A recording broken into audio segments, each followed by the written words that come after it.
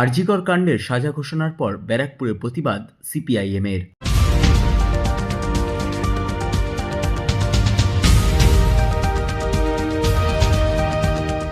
RG Kar medical college and হাসপাতালে মহিলা চিকিৎসকের রহস্য মৃত্যুর ঘটনায় সোমবার শিয়ালদহ আদালতের বিচারক অনির্বাণ দাস অভিযুক্ত সিভিক ভলেন্টিয়ার সঞ্জয় রায়কে যাবজ্জীবন কারাদণ্ডের নির্দেশ দেন।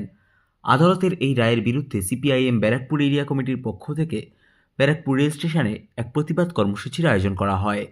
এই প্রতিবাদ কর্মসূচির পাশাপাশি প্রতিবাদীরা বিচার ব্যবস্থার উপর অনাস্থা প্রকাশ করে বিক্ষোভ প্রদর্শন করেন।